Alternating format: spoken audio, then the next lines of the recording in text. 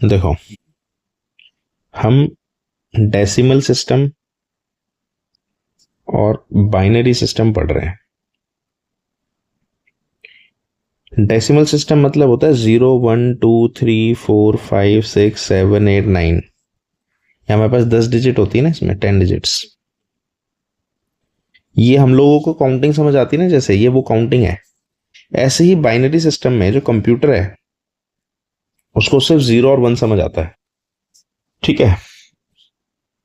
0 का मतलब होता है ऑफ या फिर फॉल्स, और 1 का मतलब होता है ऑन या फिर ट्रू। ठीक। तो अब देखो, हमें लगता है कि 2 डिजिट से कैसे सारी चीजें करता है। तो जैसे हम 9 10 डिजिट से हमने इतने सारे नंबर बना रखे हैं, ऐसे इसने 2 डिजिट से बना रखे हैं। ठीक है। तो सबसे पहले ना हम दोनों को एक बार ना कंपैरिजन करके देखते हैं कि ये बनता कैसे है। ध्यान से समझना। तो जब हमारी काउंटिंग होती है ना, जब हमने छोटी सी काउंटिंग सीखी, हमने क्या सीखा? 1 2 3 4 5 6 7 8 9। ठीक है। या 0 10 नंबर हो गए। अभी तक ये था 1 डिजिट, है ना। फिर जब हम 2 डिजिट नंबर बनाते हैं ना, तो क्या करते हैं?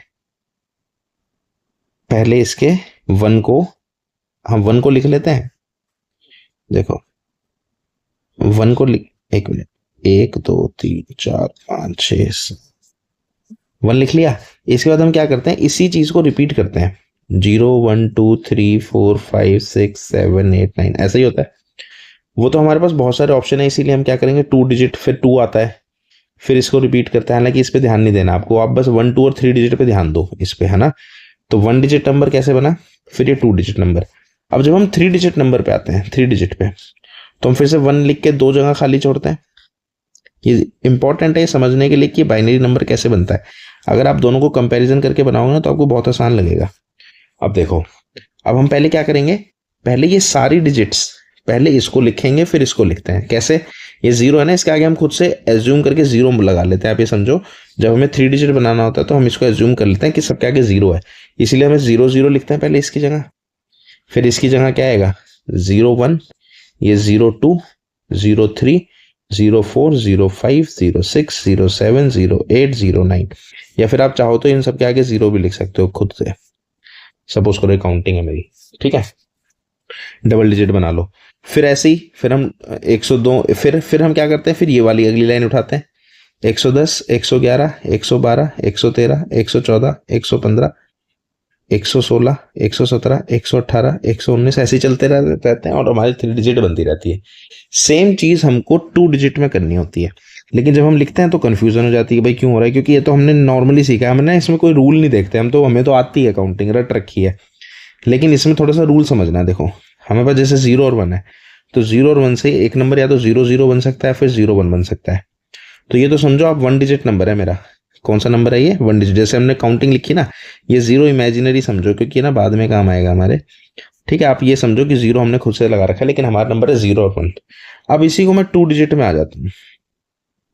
अगर मैं इसके 2 डिजिट में हूं तो आगे 1 आ जाएगा, फिर 1 0 हो सकता है और 1 1 हो सकता है। इसके अलावा तो कोई ऑप्शन होता है? क्योंकि यहाँ पे 9 नंबर थे, सबको हम रिपीट करते हैं। ऐसे हमने यहाँ पे 2 है तो दोनों को रिपीट किया। इन दोनों से कंपैरिजन करो।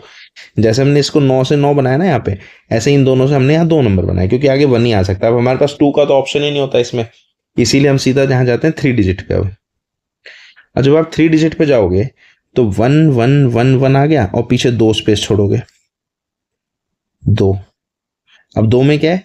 एक में तो 0 0 है, ये दोनों जैसे हमने यहाँ पे काउंटिंग बनाई थी। फिर ये 0 बनाएगा, फिर ये 1 0 आएगा, और फिर ये 1 1 आएगा। तो 3 डिजिट में बस यही कॉम्बिनेशन होता है। ऐसे ही अगर मैं इसमें 4 डिजिट में आ जाऊं, अगर इसमें 4 डिजिट में आ जाऊं तो 1 1 1 1। अभी मेरे पास 1 2 3 4 5 6 8 ऑप्शन हो जाएंगे। अब 8 में क्या फिर से भरना, अब ये 3 डिजिट है ना, तो 3 डिजिट के लिए 3 स्पेस छोड़ो, तो सारे नंबर को 3 डिजिट बना के इसमें भर दो। भाई तो ऑलरेडी 3 है, इसको 3 कैसे? 0 लगा के और इसके आगे डबल 0 लगा के। तो ये डबल 0 0 0 0 1, फिर ये आएगा 0 10, फिर ये होगा 0 11, फिर ये होगा 100, 101, 110 और 111। तो एक्चुअल में ये मेथड है बाइनरी, ऐसे ये बनता रहता है।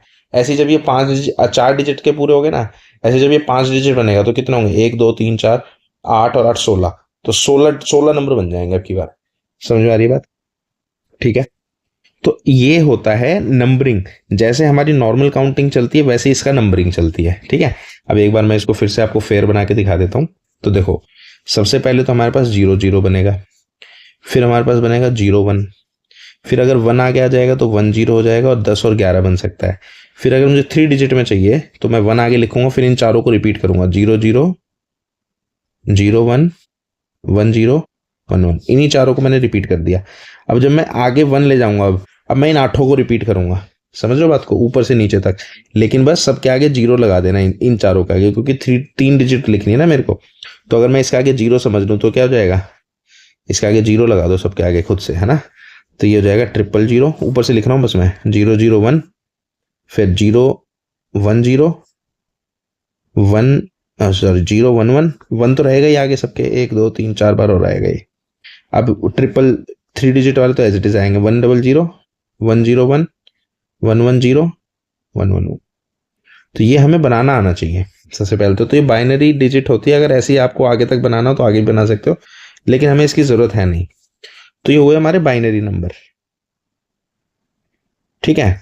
अब पेपर में डायरेक्ट क्वेश्चन आता है इससे रिलेटेड, क्या होता है, बाइनरी का डेसिमल इक्विवेलेंट लिखो। अगर डेसिमल इक्विवेलेंट खाली होता है ना तब भी हम याद ही नहीं कराते, हम प्रॉपर मेथड से कर देते, लेकिन इसको याद करने की जरूरत इसलिए है क्योंकि इसमें ना एक हेक्सा डेसिमल है, हेक्सा डेसिमल इक्विवेलेंट।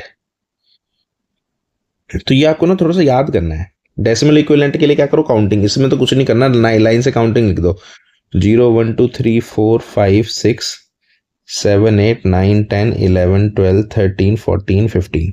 देखो ये एक बात और बताओ, इसको तो आप याद करो या मत करो कोई दिक्कत नहीं है, ठीक है, इसकी दिक्कत भी नहीं याद करने की, खैर इसकी भी जरूरत नहीं पड़ेगी, लेकिन ये जरूरत इसकी भी नहीं पड़ने देंगे, लेकिन ये है कि फिर भी याद कर लो, एक बार देख लो एटलीस्ट, ये नॉर्मल सिस्टम बनाना, अगर आपको नहीं समझ आ रहा तो कोई बात नहीं, इसको देख लेंगे हम, ठीक है। अब आपको क्या करना है, हेक्सागोनल सिस्टम में क्या होता है, हेक्साडेसिमल में 0 से 9 तक तो सेम चलेगा, ठीक है, 0 1 2 3 4 5 6 7 8 9, लाइन से हो गया ये। इसके 9 के बाद इसके अंदर क्या होता है, अल्फाबेट शुरू हो जाता है, ABCDEF, ABCDEF। या तो आप या तो ये टेबल याद कर लो, या फिर अगर टेबल याद नहीं हो रही और लग रहा है मुश्किल है तो हम आगे और सॉल्व करेंगे, अभी इतना याद कर लेना कि 10 का मतलब होता है A, 10 से ABCD शुरू हो जाती है, 11 12 13 14 15, इतना याद कर लेना, ठीक है। अगर ये याद होगा तो इससे भी काम चला देंगे हम, लेकिन यह है कि एक्चुअल में पता होना चाहिए आपको कि हम क्या कर रहे हैं, क्यों कर रहे हैं। तो बाइनरी सिस्टम में नंबर बनता कैसे है, एक बार थोड़ा सा आना भी चाहिए, एक दो बार आप ना, पता है क्या है, देखने में भले ही मुश्किल लग रहा हो, एक दो बार आप इसे खुद से हाथ से बनाओगे ना, अपने आप बन जाएगा ये, ठीक है। काउंटिंग की तरह होता है, बस थोड़ा सा 0 और 1 है इसीलिए ना मुश्किल लगता है, ठीक है। और अगर तब भी नहीं होगा तो भी हम संभाल लेंगे आगे वीडियो में, ठीक है। तो इतना करते हैं, फिर नेक्स्ट वीडियो देखेंगे। हो गए, अभी तक तो हमने बेसिक बताया था कि अकाउंटिंग के हिसाब से आप कैसे बाइनरी क्या होता है और डेसिमल इक्विवेलेंट क्या होता है और हेक्साडेसिमल क्या होता है। अब हम क्या करते हैं, हम जो है ना बाइनरी को डेसिमल, डेसिमल मतलब डेसिमल का मतलब पॉइंट मत समझना यहाँ पे, मेरी बात समझना, डेसिमल का मतलब पॉइंट नहीं होता, डेसिमल ये फॉर्म है, डेसिमल मतलब काउंटिंग समझो अपनी नॉर्मल, इसको डेसिमल मतलब 10 वाला, 10 वाली काउंटिंग बनाना। तो हम बाइनरी को डेसिमल और डेसिमल को बाइनरी कैसे बनाएंगे ये देखते हैं, ठीक है। देखो अगर मेरे को कोई नंबर दिया है, सपोज करो नंबर दिया है 5, ये हमारा नॉर्मल काउंटिंग का नंबर है। अब इसको आपको बाइनरी सिस्टम में कन्वर्ट करना है, बाइनरी सिस्टम में मतलब 0 1 0 1 वाली फॉर्म में, ठीक है। अब इसका एक मेथड तो कई है, सबसे आसान तरीका सीखेंगे हम। आपको क्या करना है, इसको जो है 2 से डिवाइड करना है, हर बार 2 से डिवाइड किया, 2 2 जा 4, रिमाइंडर क्या आया 1, रिमाइंडर क्या आया 1। इसके बाद आपको क्या करना है, रिमाइंडर को तो यहां लिख लेना है, ठीक है, और जिससे डिवाइड किया था यानी जो क्वोशिएंट आया था उसको अंदर ले आना है, रिमाइंडर को यहां लिखना है और इसको अंदर ले आना है। अब की बार क्या 2 अंदर आ गया, अब इसे फिर से 2 से डिवाइड करेंगे, ठीक है, 2 1 जा 2, रिमाइंडर क्या है 0, 0 यहां लिख लेना है। ये कब तक सॉल्व करना है, ये तब तक सॉल्व करना है जब तक ये डिवाइड होना बंद ना हो जाए। जैसे देखो अभी ये डिवाइड हो गया था ना, अब नेक्स्ट में अब की बार 1 को अंदर ले आओ और 2 को बाहर रखो। अब 2 को 1 से डिवाइड नहीं किया जा सकता, 2 0 जा 0, माइनस करके रिमाइंडर आया 1। तो जब यहाँ पे 0 आ जाता है ना, कहाँ पे, इस तरफ, ये बात याद रखेंगे, कहाँ पे, बाहर की तरफ जब 0 आ जाएगा, ठीक है, तब तक इसको सॉल्व करना है। अब इसका जो रिमाइंडर है वो क्या लिख दिया हमने, 1। अब हम क्या करेंगे, नीचे से ऊपर की फॉर्म में लिखो, नीचे से चलो और ऊपर तक रिमाइंडर जितने हमारे आए थे, क्या आया था रिमाइंडर, सबसे पहले 1 आया, फिर क्या है 0, फिर क्या है 1, तो 101 हमारा आंसर हो गया। इसमें ये बात ध्यान रखनी है, कब तक डिवाइड करना है, जब तक यहाँ जो क्वोशंट होता है, डिवाइजर, डिविडेंड, क्वोशंट, सॉरी, हाँ क्वोशंट ही तो होता है, डिविडेंड, डिवाइजर, क्वोशंट, रिमाइंडर, जब तक ये क्वोशंट 0 ना आ जाए तब तक आपको डिवाइड करना है, ठीक है। और एग्जाम्पल देखते हैं। अब हम जैसे करते हैं 13 को, मानो 13 को आप बाइनरी फॉर्म में बना के दिखाओ, जो हमने जैसे किया था ना वो 0 से लेके।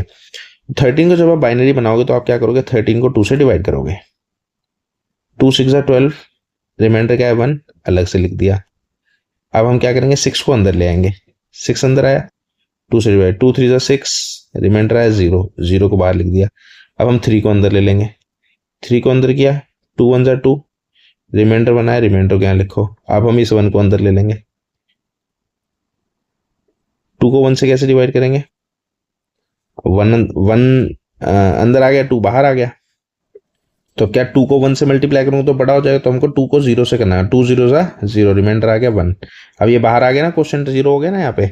अब यहाँ पे क्या करेंगे, डिवाइड करना बंद कर देंगे। अब इसे उल्टा दिखो नीचे से, 1 1 0 1, 1 1 0 1, तो 13 को हम क्या लिख सकते हैं, 1 1 0 1, ठीक है।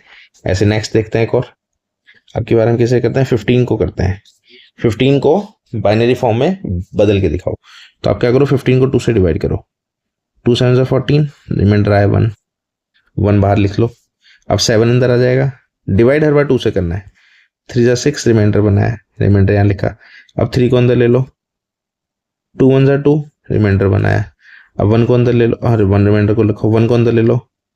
अब 2 0 0, तो यहाँ 0 आ गया ना, क्योंकि 1 करूंगा तो बड़ा हो जाएगा, बड़ा हम लिख नहीं सकते, यहीं पे खत्म हो गया। अब इसका नंबर को मैं अगर नीचे से ऊपर लिखूं 1 1 1 1, तो 15 को क्या लिखा जा सकता है, 1 1 1 1। तो अभी हमने क्या सीखा कि हम बाइनरी को डेसिमल और डेसिमल को बाइनरी दोनों सीख रहे हैं। तो अभी हमने क्या, डेसिमल को बाइनरी बनाया, डेसिमल से हमने क्या बनाया, बाइनरी, ठीक है। बाद में हम इसका अपोजिट भी देखेंगे अभी, ठीक है। अब हम नेक्स्ट फिर से, अभी हमने क्या करा था, डेसिमल को बाइनरी बनाया था, लेकिन इस डेसिमल में ना वो वाला नंबर था, कौन सा, नॉर्मल। डेसिमल में भी डेसिमल देखो, ये जो 15 है ये डेसिमल कहते हैं, लेकिन डेसिमल नंबर तो नहीं था ये, क्योंकि इसमें पॉइंट तो था नहीं। इनको डेसिमल क्यों बोला, क्योंकि हमारी नॉर्मल काउंटिंग है। फर्क, डिफरेंस, मतलब ये बात समझना कि डेसिमल को डेसिमल, कंफ्यूज मत होना। जैसे कि हमारा नंबर है मानो 0.40, है ना, एक्चुअल में तो ये डेसिमल नंबर होता है, लेकिन इसको भी यहाँ पे कंप्यूटर की लैंग्वेज में डेसिमल ही बोलते हैं। तो इसको तो हमने कन्वर्ट करना सीख लिया। अब हम सीखेंगे एक्चुअल में जो डेसिमल नंबर होता है, असलियत में जो आम भाषा में डेसिमल नंबर होता है, इसको बाइनरी में कैसे बनाएंगे, ठीक है। अभी तक हमने क्या सीखा था, नॉर्मल नंबर को बाइनरी कैसे बनाएंगे। अब हम करेंगे डेसिमल वाले नंबर को बाइनरी कैसे बनाएंगे। तो डेसिमल वाले नंबर को बाइनरी बनाने के लिए, नॉर्मल वाले के लिए हम क्या कर रहे थे, डिवाइड बाय 2 कर रहे थे ना, यहाँ पे हम क्या करते हैं, मल्टीप्लाई बाय 2 करते हैं, याद रखना है, ठीक है। और कब तक करते हैं, देखो, जैसे 0.40, इसको मल्टीप्लाई बाय 2 करो तो आंसर क्या आया, 0.80। अच्छा, ये हमें कब तक मल्टीप्लाई करना है, ये हमें तब तक मल्टीप्लाई करना है जब तक ये वापस रिपीट ना होने लगे। जैसे 0.40 है ना, जहां से हमने शुरू किया, इसे याद रखो।